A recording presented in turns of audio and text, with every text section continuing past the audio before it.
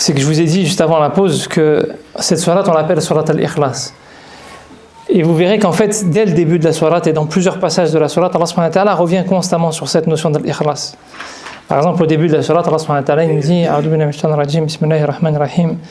Tanzilul kitabi min Allahil azizil hakim. Inna anzalna ilayka al-kitaba bil haqqi fa'budillaha mukhlishan lahud-din. Ala lillahi ad-din al-khalis. والذين اتخذوا من دونه أولياء ما نعبدهم إلا ليقربونا إلى الله زلفى إن الله يحكم بينهم فيما هم فيه يختلفون إن الله لا يهدي من هو كاذب كفار.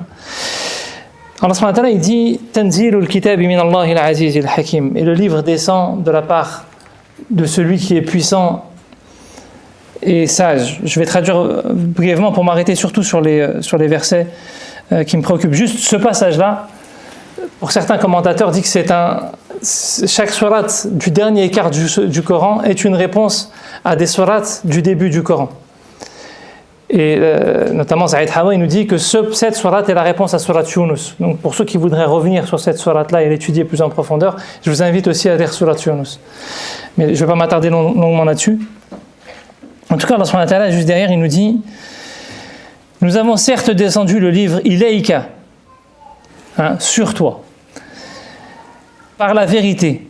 Donc adore Dieu, mukhlishan lahud-din. Al-Ikhlas en langue arabe, c'est quand on a un récipient d'eau ou une mare d'eau et qu'il y a des impuretés. Qu'est-ce qu'on fait? On filtre pour pouvoir évacuer toutes ces impuretés qu'il y a au-dessus.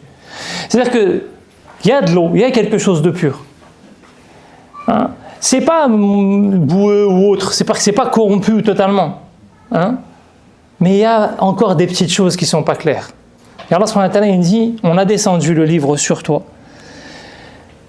et parce qu'Allah subhanahu wa ta'ala nous a descendu le livre, parce que ce livre-là c'est une telle miséricorde, Allah subhanahu wa ta'ala il dit donc adore ton Seigneur sans rien lui associer, mais sans rien associer dans ton mode de vie et dans ta religion. Et si vous regardez, si vous allez au verset 11, Allah subhanahu wa ta'ala dit Qul inni umirtu an a'budu Allah mukhlishan lahud-din, excusez-moi.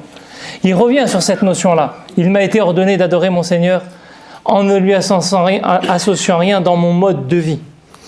Autrement dit, Allah subhanahu wa ta'ala est en train d'insister sur le fait que quand on adore Allah subhanahu wa ta'ala, il faut que ça soit le plus pur possible. D'ailleurs, à la fin de Surat Sad, si vous regardez le dernier verset, Allah subhanahu wa ta'ala dit Illa ibadaka minhumul mukhlasin. Et qui sont les mukhlasin? Là, il va nous décrire qui sont les mukhlasin. Donc, tout au long de cette sourate, Allah subhanahu wa ta'ala est en train de nous apprendre qui sont les mukhlasin. Et une des premières choses qu'il nous dit, c'est que l'ikhlas n'est pas qu'une affaire de cœur. Quand il parle de din à ce moment-là, parce qu'il aurait pu dire l'ikhlas tout court, parler de l'ikhlas et sans mentionner le mot din derrière. Si le mot din est mentionné à ce moment-là, et quand vous allez au verset 11 dans la suite, Allah subhanahu wa ta'ala il nous dit au verset 14 Qulillaha a'budu mukhlishan lahu dini. Il insiste sur cette notion-là, et il l'intensifie et il l'amplifie. Dini, ça n'est pas din. Pourquoi est-ce qu'il intensifie? Parce que l'une des caractéristiques de l'ikhlas, alors qu'on pense qu'elle est uniquement au cœur, c'est aussi dans nos modes de vie. Est-ce que dans nos modes de vie, on suit un mode de vie que Dieu a décrété, ou est-ce qu'on suit un mode de vie qui nous est imposé par la société, ou est-ce qu'on suit un mode de vie qui nous est imposé par la peur, ou est-ce qu'on suit un mode de vie qui nous est imposé par l'insouciance, ou est-ce qu'on suit un mode de vie qui nous est imposé par l'ordre social, ou est-ce qu'on suit un mode de vie, etc., etc. Mettez les médias et les publicités et tout ce que vous voulez derrière. Il dit l'ikhlas, il se situe aussi à ce niveau-là. Et ça, c'est très tôt. C'est-à-dire qu'on est 7e année à peu près de la période mécoise. On n'est pas encore arrivé à Médine. Et c'est pour ça que quand on dit que souvent la période mécoise c'est tawhid et puis après les œuvres sociales, c'est pas si binaire que ça. Déjà dans la période mécoise, Allah subhanahu wa ta'ala insiste sur l'ikhlas. Et la fin de la sourate, on va le voir, elle est focalisée sur le monde de l'invisible, sur le paradis et sur l'enfer. Il y a une éducation au rapport au monde de l'invisible. Mais dans la période médinoise, il y a aussi cette dimension du rapport au monde de l'invisible.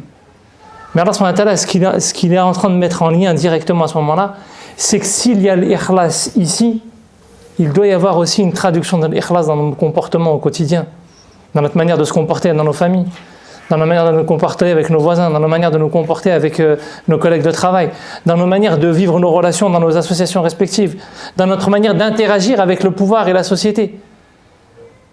Allah subhanahu wa ta'ala nous donne des enseignements, et l'ikhlas, il doit être là aussi. Il n'y a pas cette séparation, c'est ce que j'évoquais au départ, qu'on cherche à nous imposer. Après, ça plaît pas, et ça plaira pas toujours. Il y a toujours certaines des personnes à qui ça plaira pas. Mais chacun à son niveau, il se doit de rappeler que non, il y a des normes de vie qui ne sont pas compatibles avec ce qu'Allah subhanahu wa ta'ala nous enseigne. Il y a des normes de vie qui ne sont pas cohérentes. Il y a des choses qu'on ne peut pas accepter. Il y a des formes d'injustice qui ne sont pas acceptables.